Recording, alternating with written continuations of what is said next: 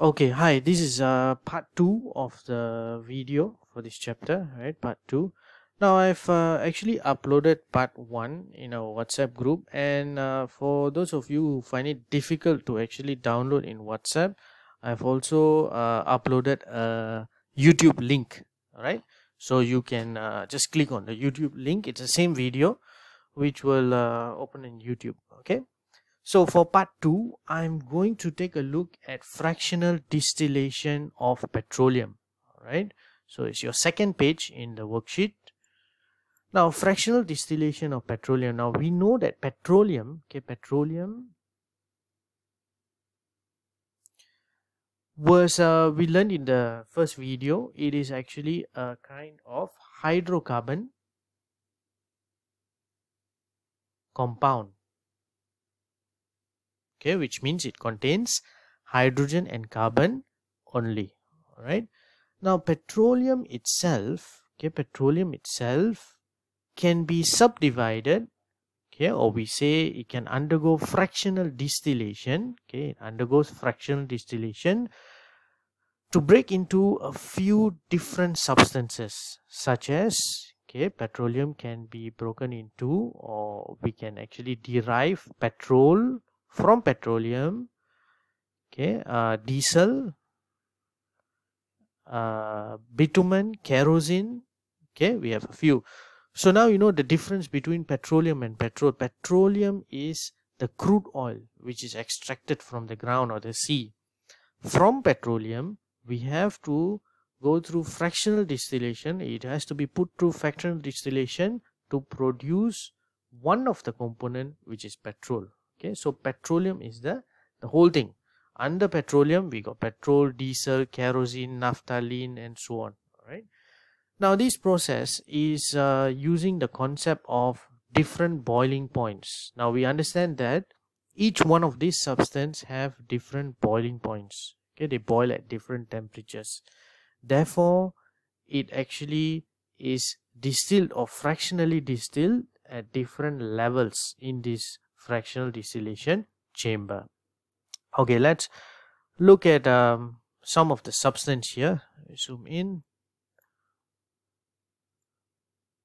Right, now what we have is, for example, we have petrol, naphthalene, kerosene, diesel, and so on. Okay. Now each one of these elements have different boiling points. Okay. If I are to compare, let me compare petrol. Okay, petrol, you can see the boiling point is anywhere between 40 to 205 degrees Celsius, whereas diesel, the boiling point is between 250 to 350 degrees Celsius. Now, as we go lower, okay, the ones at the bottom of this fractional distillation chamber, the boiling point is higher. All right. So, as we go lower, the ones that are lower has a higher boiling point. The ones that are higher up, their boiling points are lower. All right. So, you can see fuel oil, the boiling point is very high. Okay, 370 to 600, whereas petrol is only 40 to 205. It boils much more easily. Okay, now in terms of the usage, petrol we know is used for cars, vehicles. Okay, petrol. Naphthalene is used to produce chemicals, okay, in factories. Kerosene is used for jet fuel or aeroplane fuel, whereas diesel is used for heavy vehicles, right? Lubricating oil is used for lubrication in machines, okay, and fuel oil is used for ships. Okay, then we have residue, which is bitumen. Okay, one of the byproduct is bitumen, which is used to produce roads. Okay, now we're going to look at the characteristics of this fractional distillation. Now, first thing is the ones that are at the top. Okay, the ones that are at the top, they have low boiling point.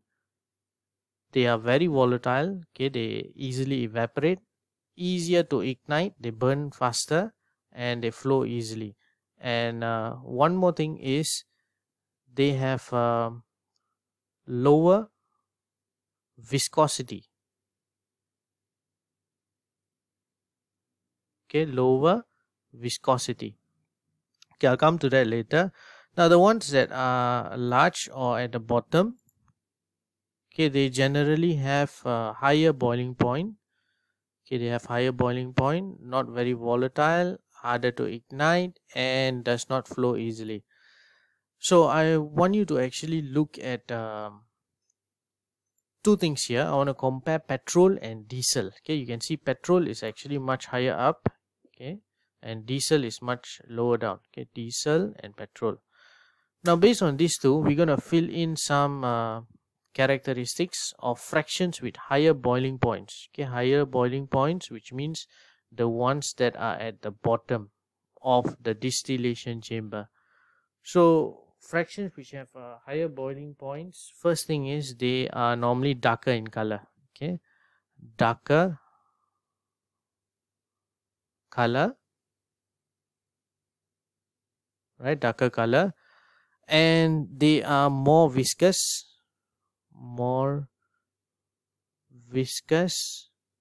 Okay, so this viscous or viscosity, as I mentioned earlier, is the thickness of a liquid.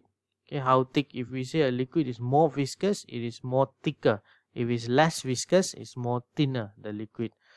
And the third one is that it burns less easily. Okay, does not burn easily. So these characteristics are for the characteristics of elements which are at the bottom of the distillation chamber. So as you can see, petrol is higher up, diesel is down. So we compare these two for convenience, petrol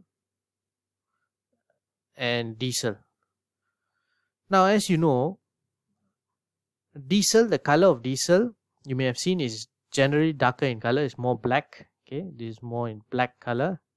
Whereas petrol, the color is much lighter. Okay, maybe whitish yellow. Okay, so the ones that are at the bottom are normally more darker.